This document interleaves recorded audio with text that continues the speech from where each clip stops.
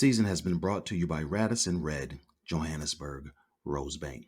Style you can bank on.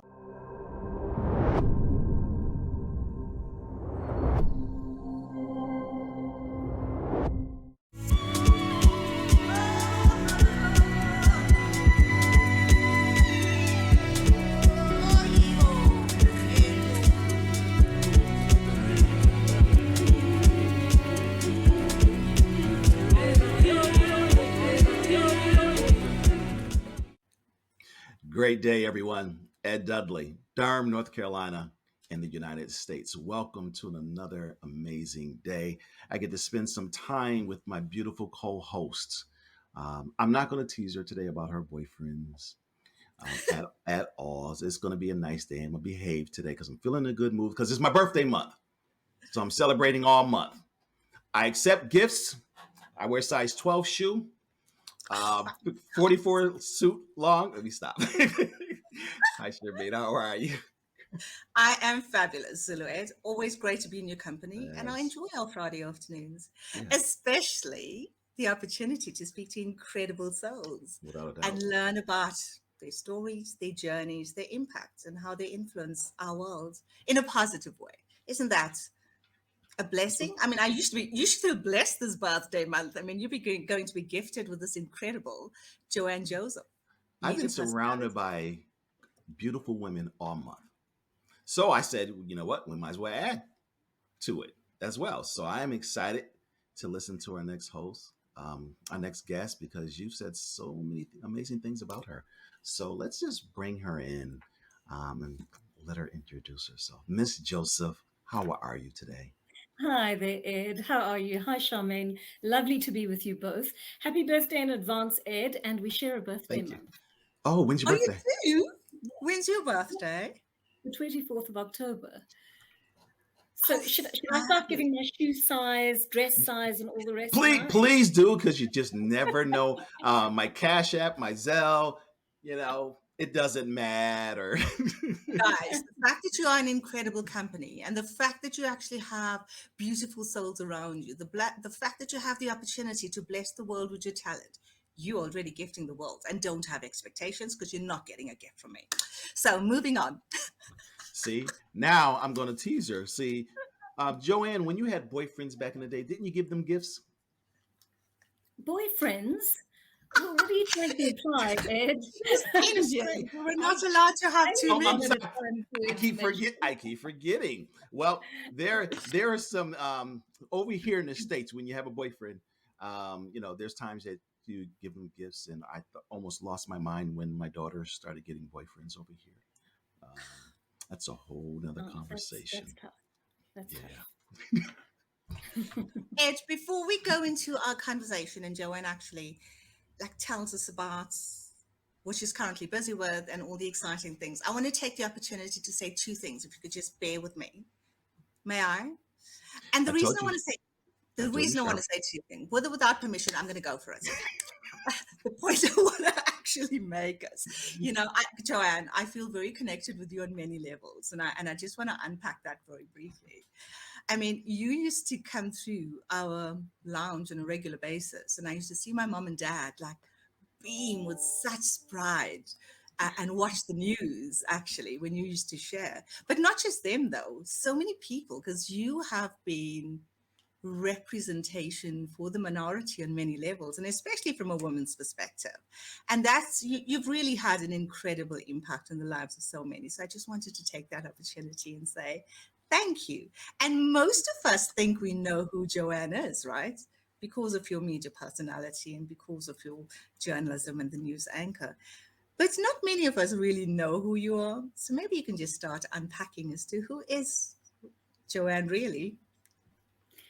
Thanks so much for those kind comments, Charmaine. And yeah, it has been a number of years, but 25 years actually in media. And it's also been 25 years of cultivating that kind of hardcore personality on air, that does the tough stuff and interviews the politicians and holds them to account and gives them a hard time sometimes. But I am a lot more than that. And my job is one small facet of it. I'm primarily a mom I'm a wife. I've also discovered I'm a writer in the last few years, and I'm a very family orientated person. So my favorite thing actually is to be at home reading books in Mm. my tracksuit pants or shorts and a t-shirt in summer. It's quite different, quite different. With my dogs, I've just lost my beautiful German Shepherd Oh, boy, but Oh, I've I'm still got my sorry. yeah. girl. And so that's really my life behind the scenes. And obviously I have to go out to my job every now and then, and I have to be the sort of news personality that people expect. But that's a very small part of my life in Sure. truth. Oh, thank you for sharing. That's beautiful to know that you're a dog lover and there's so many facets to you. Ed, do you have a question before I dive in? No, let's dive in. My question I'll have is a little bit later because I was looking up some information about her, and I love to laugh, Joanne. So you already know where that's going to go. Why don't we I can start with guess that? it. So you performed in Central Comedy. Yes, I did. Uh, it's funny, Ed. After all these years of working in media, I still bump into people who say, "Hey, you were on the roast," and that's all they remember me for, despite all the hard work I've done in media for a number of years. So, no, it's funny. It was a nice little exercise that I did because I was transitioning from a very serious news program to talk radio. Mhm. And I agreed together with the people at the radio station that it was good for the radio audience to have a feel of the rest of me, I suppose, other Yeah. facets of me that I don't often get to show in public. So we did that just as kind of a fun exercise, but it seems to have gone down relatively well. I What were didn't the know about that. you did what were the comments after they saw the personality on the TV, doing the news and the other things, and then all of a sudden they see you on Central Comedy? What were the comments afterwards after you did that? There was a huge amount of surprise, actually. A lot of people came to me and said, "Oh, you're a dark horse. You have a sense of humor." So that was fairly surprising for them because they know me as a very serious Mhm. person. Hmm. And I think you do get typecast in that role as a Yeah. news anchor, because every now and then you get to read a little light tail ender story where you can have a little smile or a joke, but it's very tame, Hmm. Yeah. and that's not my sense of humor. So I actually got a chance to express a little bit more of myself and be a little bit rude and and just improvise and ad lib a little bit and be myself. Yeah, but it was a nice experience because I think I don't think people had expected to see that from someone Yeah. they had assumed as a very serious person. Yeah. Well, I love it. All right, Charmaine, you can dive into the serious questions now. No, no, it's not serious. I'm so intrigued by your book, Children of the Sugarcane. So I would love for you, Joanne, to just share as to what inspired the book, the writing. It's a fiction, a historical fiction. So yeah, just tell us a bit about that. So it started off about 16 years ago, Charmaine, that I had my daughter. And at that point, you must know from having a child that a lot of things start to change inside you, not just Hmm. physically. I mean, your mind and your heart and your soul start to change. And one of the big questions I had when my daughter was born was, what am I going to tell her when she asks about the history of the maternal side of the family? Because I had no answers. I did not know much about my great grandmother on my mother's side of the family. I'd grown up with my dad's side of the family, and they have a fairly well documented history up to a Hmm. point, about 4 generations ago, but not so of my mother's side. My mother was orphaned when she was still at school. Her parents, the fact that they weren't in the picture at all meant a large part of history was simply lost, the oral history in the family. All I knew was that my great grandmother, Adalakshmi Velanaikan, was an indentured laborer who Hmm. left India for South Africa, for what is now South Africa, but what was then Port Natal, that aspect of South Africa, now known as KwaZulu-Natal, was known as Port Natal, or the colony of Natal. And at the time, Britain was shipping people all over to its various colonies: Fiji, Mauritius, uh, British Guiana, Jamaica. There were a number of these territories. If I'm correct, there were only about 22 countries in the world that were not colonized by Britain. So you get a sense of how huge this commercial enterprise was. And Hmm. one of the areas to which people were shipped from colonized India was Port Natal. And that happened between 1860 and 1911. And my grandmother, great grandmother, that is, landed in the middle of that. She came here in 1884 with a few members of her family, her siblings. She was the eldest. The others were much younger than she was in general. And she came here and she made a life for herself. She started off as an indentured laborer on the Natal government railways, and she eventually settled here and got married, had a family, did some amazing things, I discovered many, many years later. But, at the time, I just didn't even have that information about her.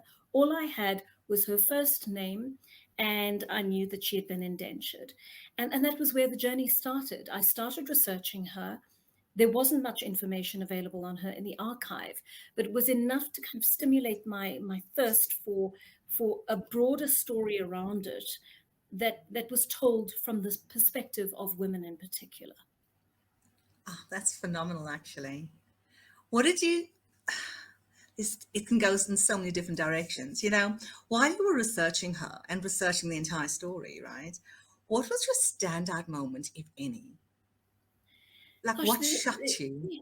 yeah, there were lots of standout moments, but probably the most surprising one is that there is a kind of nostalgia and romanticism around stories of this nature, Mm. particularly amongst people who've encountered some kind of suffering. And I started to realize that there was a great deal of suffering and hardship that took place during indenture, but that the women actually found ways to capture their own agency, and to implement it, to put it to work in their lives. So even though they were living through this kind of double bind of British patriarchy as well as the patriarchy of their own various cultures from India, and those that were carried through into what is South Africa today, they were able to wangle things, to manipulate things, and find ways of asserting their freedom, asserting their rights, asserting themselves in situations where they could actually exercise their will to realize their dreams or the dreams of their children, which made them quite ambitious people. Actually, there was no doubt about the fact that they realized they were working within a crushing system, but that sense of defeat was not something that deterred most of them. And that for me was the most surprising thing. And it gave me a sense that this was not going to be a story about defeat. This was not going to be a story about the destruction of a people. It was going to be about the women who found their agency within a destructive system. Ah, that is so powerful, actually. It is extremely powerful because when we talk about strength and women, it's not usually a combination, especially in that era that we often think about.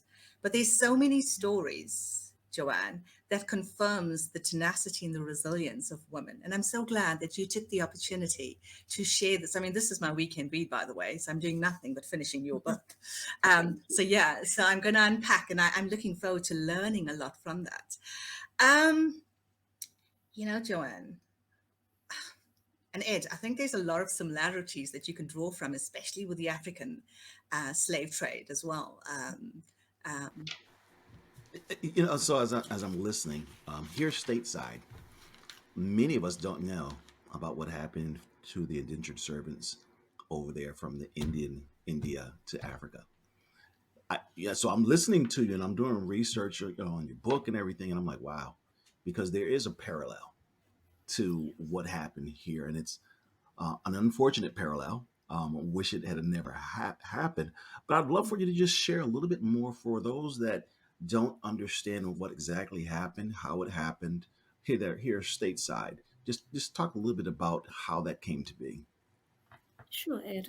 So the background to it, which is actually quite important, so thank you for asking, is that British slavery was abolished in the Parliament in the 1830s. It took a little while for it to reach the various colonies and so forth, but essentially the message was there by the mid 1830s that slavery had been abolished. You cannot have slaves anymore. But it posed a problem because Britain had conquered all of these territories, and it did that with the sole purpose of profit, right? Well, perhaps not the sole purpose. There are lots of other ideologies around why they did it, but that would have been one of their main purposes, to profit from all the colonies. And we know that they drew a massive amount of wealth from these colonies. It's thought that they drew 45 trillion pound sterling. From India during the time they colonized it. So I mean, you're getting a sense of how big the project was, and the kind of commercial projects that they were running. So the railways were one of the big projects here in Port Natal, and other parts of the Republic as well. Sugarcane was the biggest one here. And so the plantations became a huge facet. The sugarcane plantations, that is. There were also coffee plantations, tea plantations, that sort of thing. There were other industries. There were also domestic industries in which indentured laborers were set to work. But essentially, those were the main industries in which they were employed. And what you could do if you were from one of the colonies is you could sign up. If you were from India, that is, you could sign up, so to speak, to go through to one of these colonies, to take up indenture for, say, a period of 5 years or so, sometimes 3 years, sometimes 5 years, depending on the nature of the contract. And as an illiterate person at the time, you would probably put your X at the bottom of the page, and they would sell you an idea that the place you were going to was a land of milk and honey. You were going to live extremely well there. You were going to be given food rations. You would work a reasonable amount of time. You would be given days off. You would earn good wages. You would be well looked after because there were doctors in the colony. There was a protector of migrants, and so you'd be looked after. Mhm. And why would you want to stay in India, that was in such a desperate situation at this point? Because the British had already by this time upended the Indian economy. It was difficult for people to subsistence farm because they had to grow crops, they had to pay taxes. There were, especially where my grandmother was from, the area around the Madras presidency where she came from, there were a number of droughts and famines during that time. A lot of children and older people died. It was untenable to live there. And the British, of course, were saying to themselves, okay, we've destabilized this country enough to make them want to leave. But at the same time, what are we going to propose in place of slavery to ensure that we get our industries going? And that was how they came up with the idea of indenture. It had to be a brand of slavery. It in practice worked like slavery, and was perhaps akin to the spirit of slavery in the way it was implemented, but it could not be called slavery, and it could not bear all the hallmarks of slavery. And so there were certain things that had to be changed. You had to be given the option of ending your indenture, perhaps settling in the colony, going off to another colony if you wanted to re-indenture, go back to India if you could. That was another choice. So they it was purported to be a system that would lend Indians the opportunity to enrich themselves and build a decent life for themselves, but would also satisfy Britain's insatiable needs for profit. That's an amazing share. Thank you, Joanne. You know, I Do can you have a sit here. question? I can sit here for hours just learning. I mean, because I didn't know about that. One of the things I was looking as I was researching you, you had a quote that said many South Africans of Indian descent do not know their history. Why do you think that is? So that's an interesting question, is because there's so many answers to it, Ed. On the one hand, indenture is not taught very widely in our schools. So it gets a sort of half a page or a paragraph in some textbooks, and it's glossed over as a system that doesn't really need to be explored in much detail because Indians chose to come here. So it was transactional. There isn't a real sense in the country, and I hope this is changing via the book and other such publications. There isn't a sense of what really happened when Indians came to South Africa. And it's a significant story for South Africa because we have the largest diaspora of people of Indian descent or of Indian phenotype living in South Africa than any other parts of the world apart from India. So it's a big diaspora and it matters. But the other reason I think is actually an internal issue within Indian families. I don't know whether it's a sense of shame or a sense of intergenerational trauma, but many Indian families don't speak about what happened to their ancestors. Certainly in my mother's family, the oral history was very poor. And I did mention that with the deaths of my maternal grandparents, that would have exacerbated it. But in other families where there are generations of people still alive, the story has not been kept alive.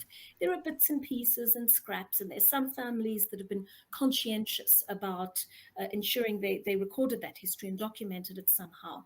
But most Indian families just don't talk about indenture. And perhaps that's the result of what happens when you become educated over several generations, start to become more socially upwardly mobile. Life has improved. You can now afford a car and a nice house and an education for your children. And you don't want to live with the shame of saying, actually, Yeah. this was built on the back of my great grandmother who was a laborer in the sugarcane fields. So there are all these interesting nuances and contradictions in answering that question. Yeah, I completely understand. But you said something that I wish, as a society as a whole, we will start talking about. You talked about intergenerational trauma, Mm, and that resonated with me as a black man being here in yeah. America. And we do Mm. not talk about the intergenerational trauma that people of color have dealt with over the years. It's glossed over, unfortunately.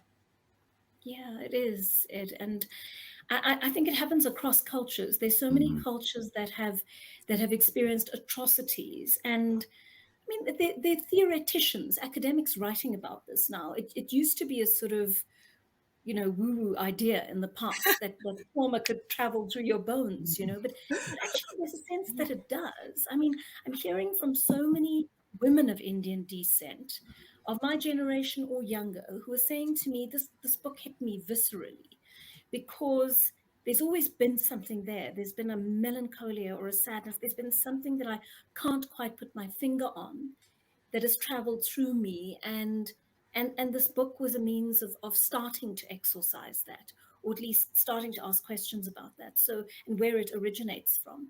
And I think, I mean, this, it's exactly the same for Black South Africans, for African South Africans, Mhm. and Africans across the continent, actually, because we know about the scramble for Africa, and how it was divided up and all the atrocities that occurred here during colonization.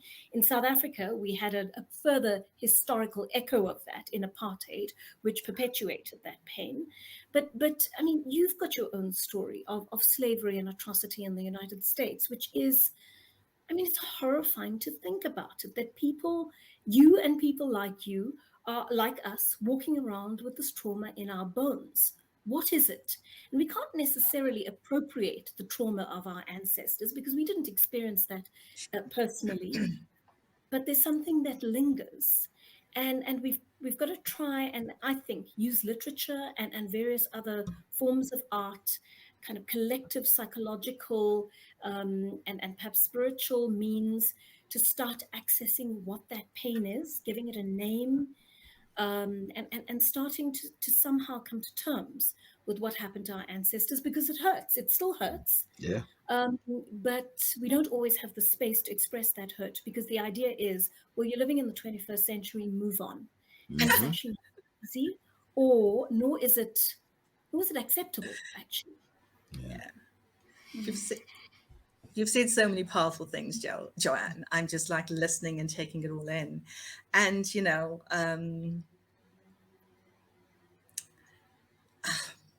Ed, just come in.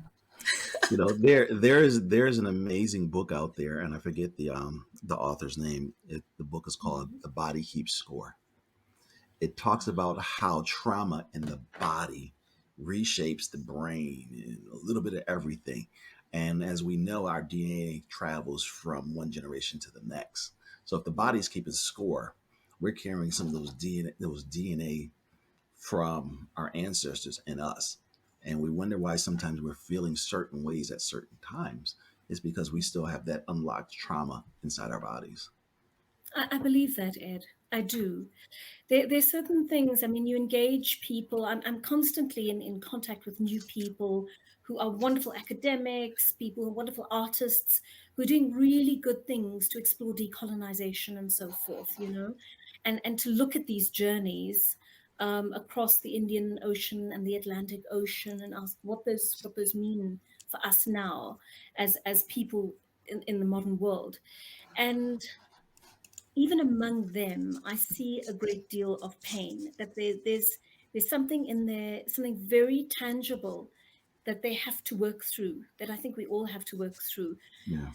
I don't know if we'll get over it. I mean, how does one Mm. get over so many I don't, centuries yeah. of oppression? Yeah. But the work's got to start at some point, or else I think we're going to have generations of people with unexplained Mm. illnesses, whether they be mental illnesses or physical illnesses. They will manifest they will continue to manifest, I should say, in Yeah. many ways without our understanding why they're there. Yeah. Charmaine, I'm gonna do something I've never done before. Can you please come back on camera? Um, and I'd like to, if you please, if you can, try to unpack what you're feeling, what you're experiencing right now, because you're not alone in feeling how you're feeling. There might be someone else right now that listens to this, that you can land a message with. But how are you feeling right now as you listen to Joanne? And what are you thinking? Oh, Ed, do you have to do this to me? I'm just listening to Joanne, and as I listen to Joanne, I'm looking at a picture. You can't really see it. It's really, really old, of my great grandmother that came onto that ship. Actually, she came here with her husband. She was like under 20 and a kid, and he chose to go back, and she stayed, and she made a life for herself here as a woman that her husband left. And so I'm thinking about her strength and her pain and how she navigated the community being so it's not about me today. I want Joanne to share. So the point I'm actually making is, when you talk about how strong women were, there's so many stories we could actually tell. You know what it's like being an Indian woman. Your husband have actually left you, and to make a life here in that era and a new family and get married again. So the shame and the blame, she moved through all of that.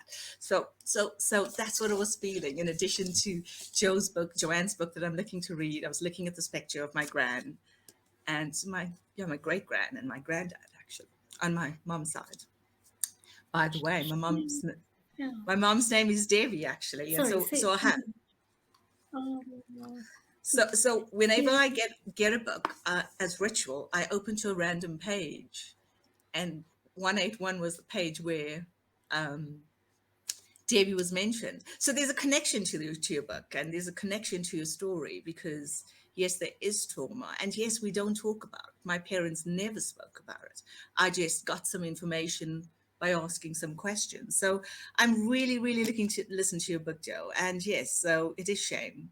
And I also think the reason why it was never taught in schools, it was, we were Indians, right? We were already segregated. We all went to Indian schools. It's because of the shame, but I also think the people that determined the curriculum didn't want us to know our history.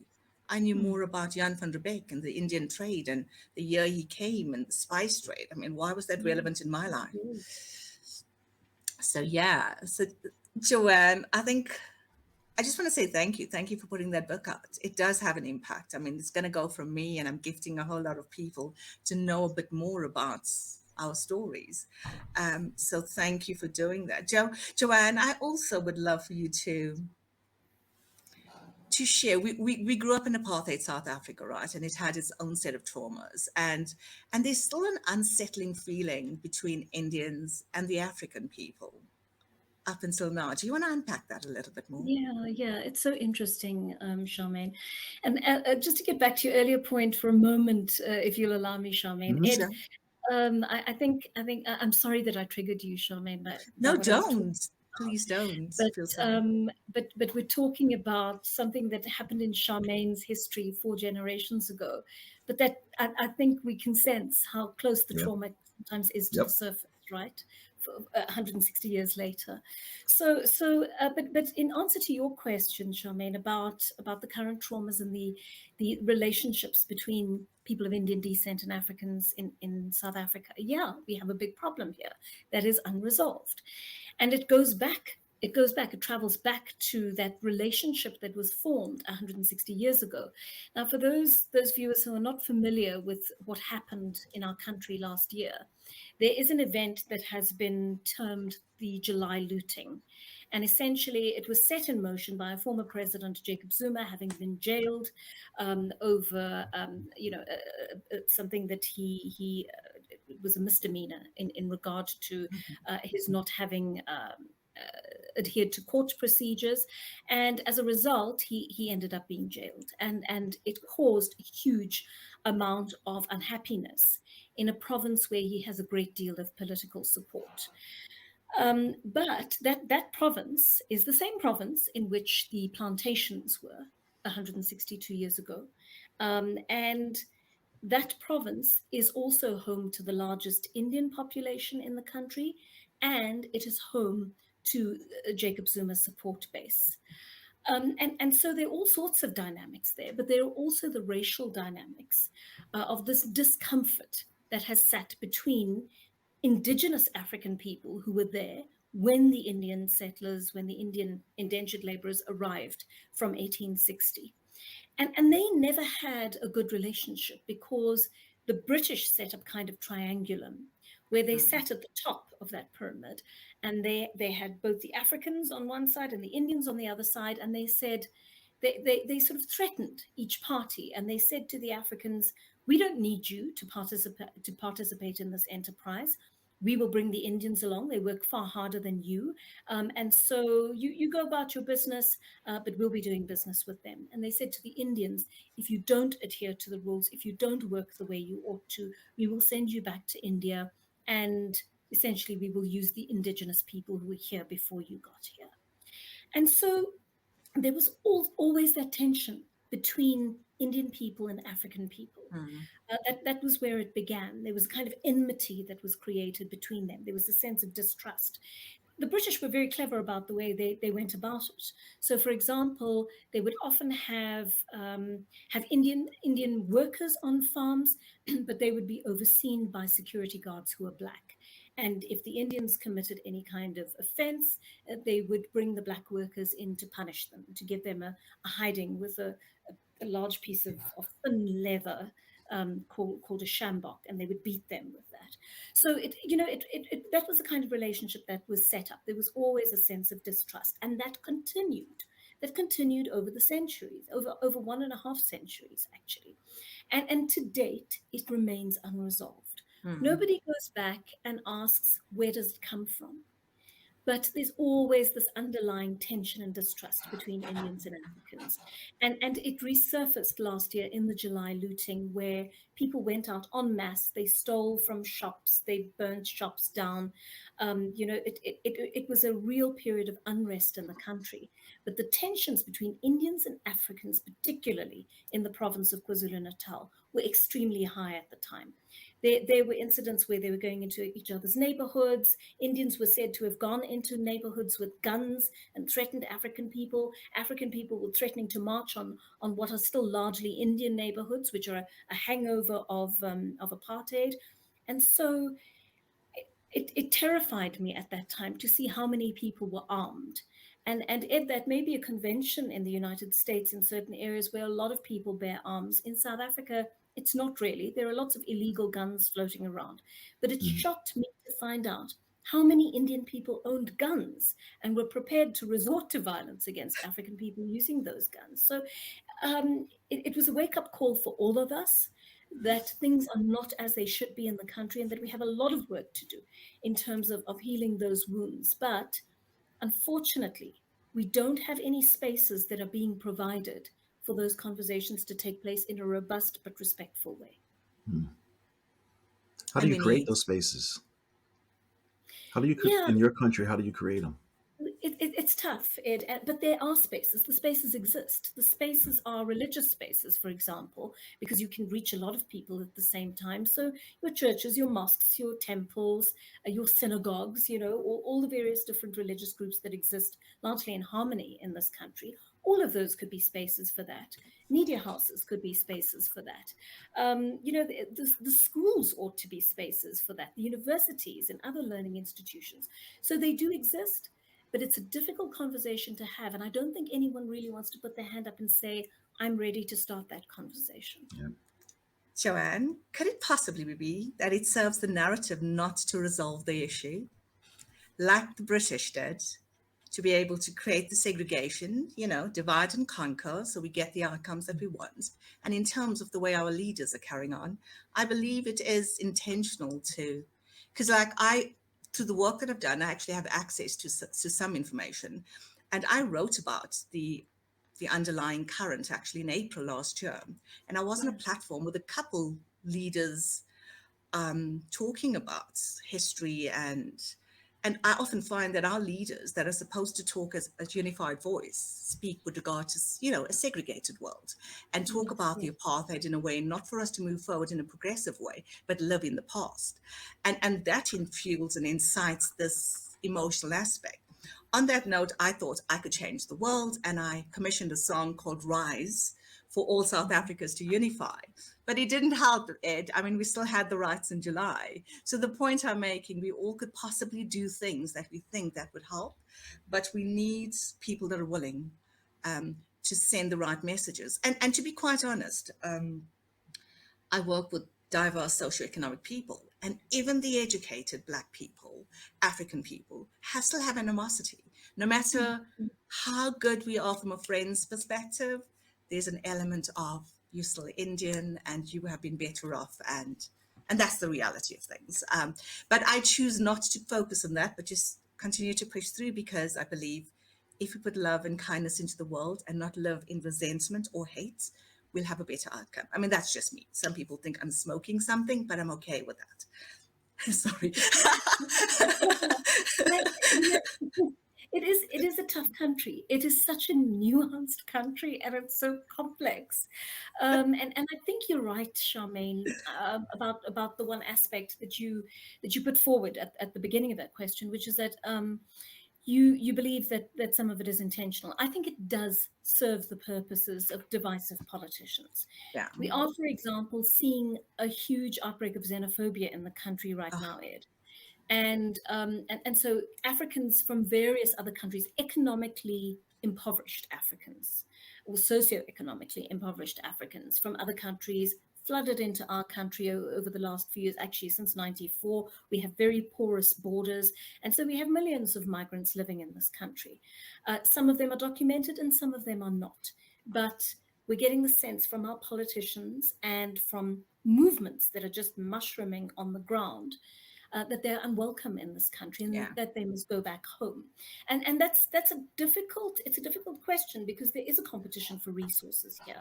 But it suits our government to perpetuate the message that the Yeah. migrants are eating up our resources, because they Yeah. obviously, And if, our government does not want attention drawn to all the corruption that has actually depleted our resources in this Even country. y'all must have been reading a playbook out of the United States. Uh, Possibly. because we have, you got individuals coming from South America and some other areas, and no, don't come here. I mean, I don't know if it hit the news over there. We had one of our governors of Florida. He put a bunch of migrants on a plane and shipped them to Massachusetts and told them there'd be jobs waiting for you and things like that. And they just got there, didn't have any idea where they were, I saw had no that. idea where they're going. Yeah, it's astonishing. But I think it also points to the growth of hate around the world. And I oh, mean, yeah. that sounds like Absolutely. colloquial, right? But it's happening. That kind of narrow race nationalism, xenophobia, gender. I'm going to say misogyny, because that's what it ultimately is. We're Sure. seeing the growth of that all around the world. Classism, and whether you're looking at examples in Europe, examples in the Americas, or examples in Africa, or in Asia for that matter, India is a good example. You know, we're seeing the growth of that hatred, and I think we're living in a time where people just seem so susceptible to those ideas. It's actually sad though. I often say, like, I am human first and everything else I'm secondary. So if everybody can start from that standpoint, I think we'd be able to, manage some of the challenges we currently face. Um, Talking about apartheid, we can talk for hours. I would love for us, Joanne, to just share about our caste system. So there's segregation in the Indian community. Let's unpack that a little bit. So there's segregation of segregation of segregation in our country, basically. Okay, but within this community I suppose about 1.5 million people who identify as being of Indian descent in the country, there's something that has been carried through from India. It is a cultural, religious, sociological phenomenon called the caste system. And essentially, it is a hierarchical system. The closest equivalent in, say, the West to this system would be classism. Yeah. But this is influenced by a few more things. It's a little bit deeper than that. It talks to religion. It talks to colorism. So how light or fair skinned you are. It talks to your family's history and nobility or lack thereof. It talks to wealth. It talks to the kind of occupation that people had in India. And all of those things combined determined where you sat on the rung of the ladder. And so Mm. when indentured people came to South Africa, not just indentured people, there were also passenger Indians who paid their way. All of them almost would have been subjected to the caste system in India. And it is such an old system. It was centuries old by the time they came here already. And so it's been very difficult, even in India, although it's said not to be practiced anymore on paper, the remnants of it are very much there. And some of those were brought to South Africa as well. And so you still occasionally come across these families where so and so is marrying her son to this particular young woman because they're from the same caste. It's a most bizarre system. It's very discriminatory, but it keeps wealth within particular families. It enforces colorism, and it enforces the kind of north and south divide that Mm. existed in India and exists to this day, I think, and was carried through to South Africa. So you had your lighter skinned, more empowered people, socioeconomically and economically, politically, and otherwise living in the north, and then you had your darker skinned, more impoverished people in the south. And so in South Africa, we still do have the remnants of that, unfortunately. I needed for you to share that actually, because I mean, there's segregation like everywhere. So we can talk about apartheid, but amongst the Indian group, we have the similar. I mean, talking about my mum's Telugu, my dad's a governor, a crab, right? Yeah. And when my mum married my Charmaine, dad, Charmaine, stop. Can you explain those for the people that don't know? oh, sorry. So my mum was supposedly a higher class, and my Hmm. dad was a lower class, and she chose to marry him. And when she did, my granddad disowned her. So for the longest time, there was no relationship because my mom rebelled and married my dad without the permission of the family, and this was like in 1969. So yeah, so talking about the class system. So the only time that they were reunited as a family when my brother Shane was born. He was very light skinned actually. It must have worked well for your grandfather. So we have this levels of unresolved trauma, be it apartheid, be it the caste system, be it the different racial segments. We have it and we need to resolve it. And it takes people like you and I, Joanne, and Ed for that matter, to put out these messages in terms of your book, have these candid conversations to see the world in a more objective perspective rather than a closed perspective, talk about the others, but not who we really are and where we've come from. So this is the objective of this conversation, of this podcast, just to have conversations with yourself, like yourself, share your insights, your voice, share your wisdom for people to break their belief perseverance, because we all have a belief and we stick to it. But just the information that you shared will, I believe, I hope that opens up people's minds and get them to be more curious. And through that curiosity, have constructive conversations and move us forward in a productive way. So that's my hope today. I'm so glad you've actually accepted and you're sharing this fascinating insights. I can see Ed has a question, and No, I'm I don't have a very question. I'm actually listening and I'm learning. And as she's speaking, I'm writing stuff down so I can go back and research. And then I'm going to go on Amazon and buy curiosity and increase. yeah, I'm going on Amazon and buy the book and stick it in my stash because I'm sitting here listening to things that I did not know. So there's a lot of people here in the States that did not. Like you started talking about the July looting. I don't recall it because I think maybe because it was in the midst of we're still in this COVID place, but we didn't talk about it here in the States. I didn't know about it. Mm, So I'm literally sitting here Googling what happened. And you started talking about the caste system and you started talking about colorism. And we can have a whole conversation on colorism because it was a excellent. big issue in the Black African American community in the States. Yeah, yeah. Huge issue. Like to this day, my wife is very fair skinned. Mm, She's treated different in different areas because of her fair skin. wow. Mm, that is so And interesting. she talks about that colorism, how she was treated at times with individuals that were maybe darker skinned like me. Mm, And I've talked about how I felt at times being a darker skinned man around people that were more fair skinned. And so, Charmaine, you're going to learn something about me. Real quick, Joanne, every time we do this show, I learn something about Charmaine that I didn't know before. So, growing up, I was very insecure because I was one of the darkest skinned individuals in my family. wow. It took me That years to get comfortable with my chocolate skin. And chocolate is actually amazing. is, it is. There's nothing better in the world, Ed. I agree. Oh, Ed, don't feel alone in this. I mean, Yeah. like, let me share about colorism. I'm dark skinned. I'm sitting in front of the window, so I think I look a bit lighter on camera, right? So that's my position. So my husband and I was years ago was in the park, and we met his boss, and Ron's sister was actually his secretary. So he goes back on the Monday and he goes, "I saw your brother with this beautiful woman." So the sister phones him and go in the park, and she goes, "Who were you at the park with?" And Ron said, "Charmaine," and he goes, "Oh, Tesla said she was with a beautiful woman because I'm dark skinned. They didn't want me to marry their brother or son." So it still happens. My mom had it, I had it, and it will never happen to my son. Trust me. I just learned from it to make life better. So you're not the only one, Yeah. darling Ed, Zulu Oh Ed yeah. It's Chocolate. So, but you know, the fact is, if you allow color to affect you, it can actually help your self confidence, as you mentioned, mhm. and your self esteem. So you just need to blow away other people's perceptions of you and just Absolutely. take space in ways that matters. Okay, sorry, we can get so distracted. Joanne, Pleasure. is there?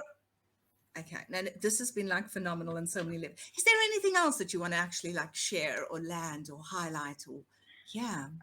Okay, so let me, maybe this will be my last thought that I'll leave you and your viewers with, Ed and Charmaine. Um, so when I wrote this book, I had a few intentions in mind. One was obviously to explore in some form what I perceived to be my great grandmother's experience. Another one was to give my daughter a gift so that she could Uh-huh. have the story of Indenture, have access to it much earlier on in her life than I did. One was to make a conscious effort to actually realize the women who came before us were extremely strong, and remind myself that that was a well that we can draw from as the successive generations of these women. But there was another very important intention that I had with this book. I did not want this book to be something that resulted in Indian people picking it up and saying, "Oh, this is great. Doesn't this just tell you how amazing we are as a people? We've been through so much. We have managed to overcome all of these hardships. We do best across races, socioeconomically, whatever the case may be." I did not want this book to be a lever for that kind of thinking at all. What I did want it to be about was a notion of collective history. Mm-hmm. And there's one historian who says when we're writing the past, we're always writing the present. There Oh, are yeah. so many things unresolved in our country that could have been resolved had we not experienced apartheid. We'd probably be in a very different place had we emerged from colonization earlier and tried to build this country and build a bit more social cohesion over the decades. But history is such that that was not our reality. What I'm saying to people is don't let this be, when you read it, a narrow expression of what happened to one sector of the population. Think about it as a notion of collective history. So this is an opportunity to learn about one group's history. And Ed, as you've been doing, to draw parallels between communities that have suffered similarly over the centuries, and what we all learn from each other, what we suffer together, and what we try and resolve together and work out of our systems together. And that's what I'm saying to people of various backgrounds, all sorts of backgrounds in my country, whether they be racial, gendered, religious, linguistic, cultural.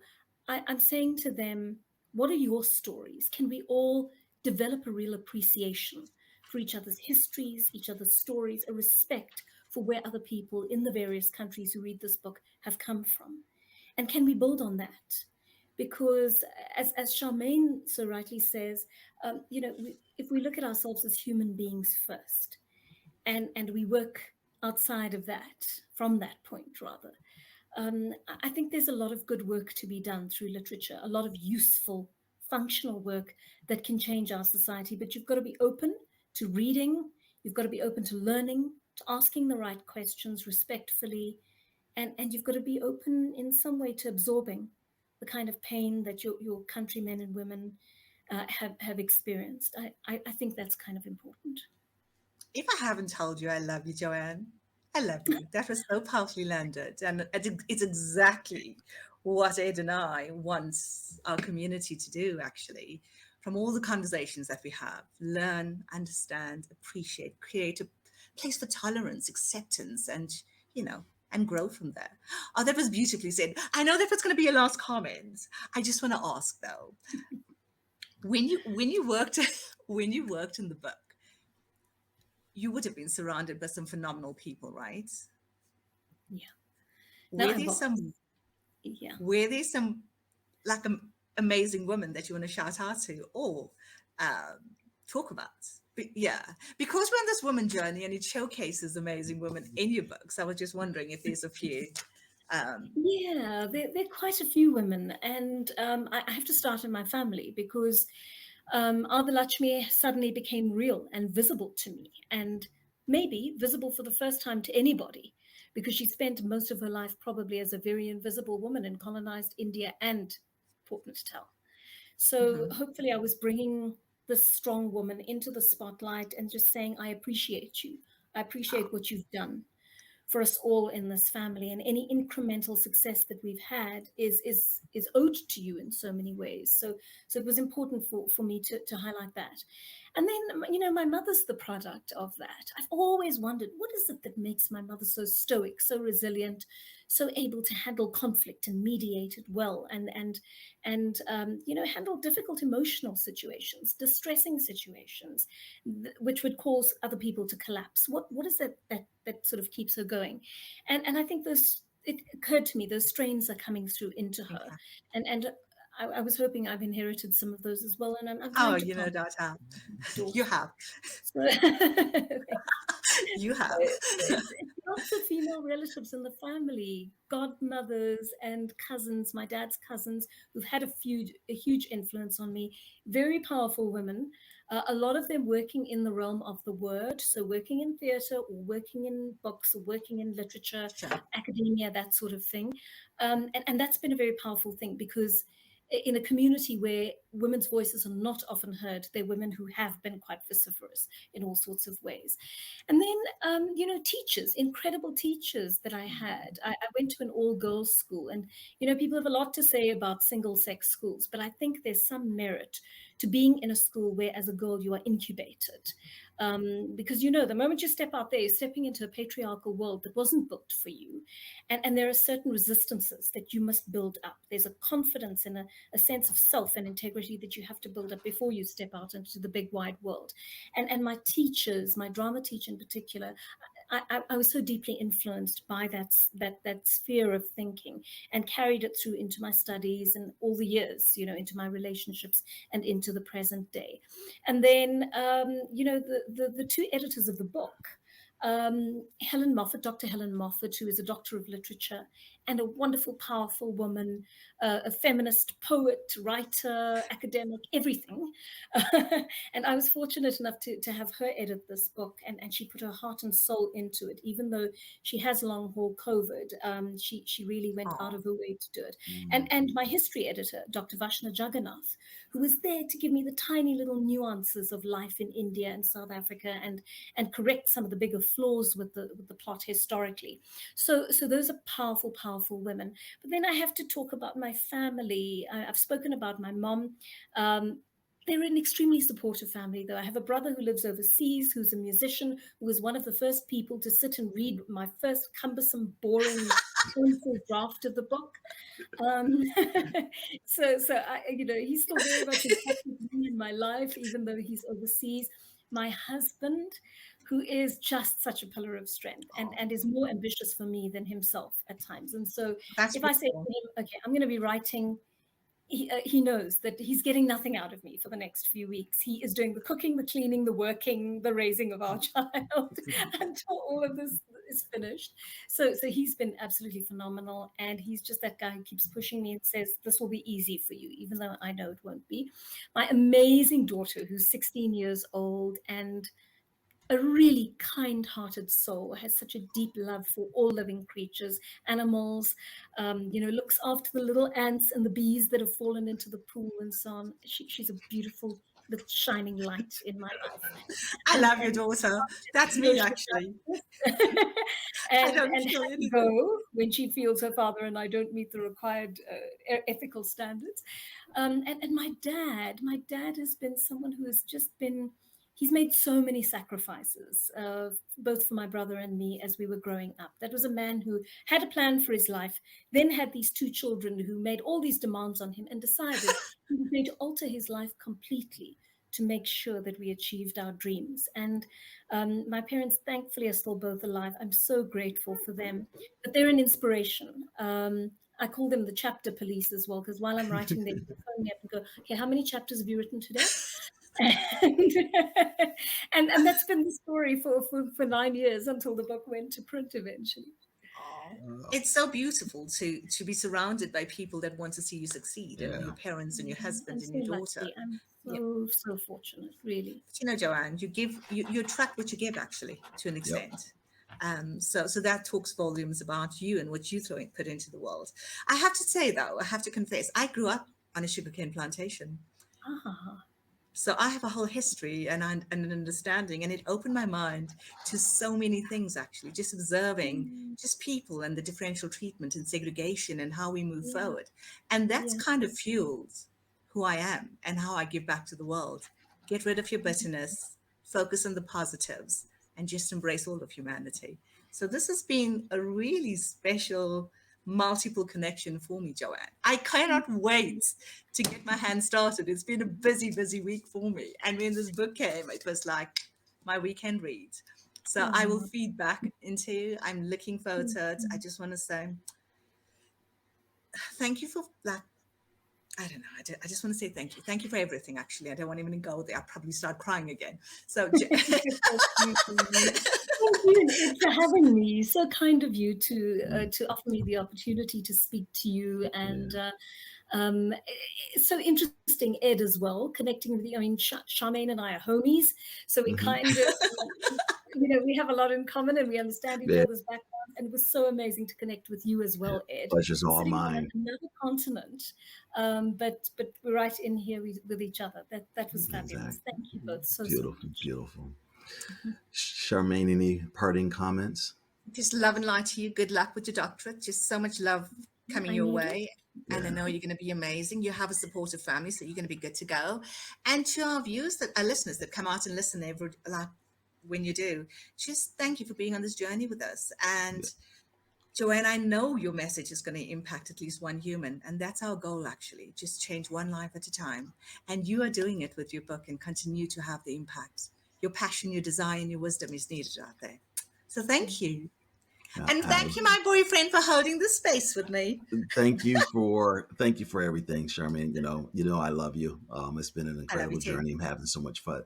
Joanne, you're a new favorite friend of mine, and I love you. I love what I've heard today. It's been absolutely beautiful. It's been educational for me as well. And I would just simply say to all of our viewers that might be tuning into this, we at the end of the day, we are all human, regardless of what color, class, or gender we are. Let's make an effort to be more kind and more loving. Great day, everyone. Great evening, great afternoon, no matter where you are. Take care, everybody.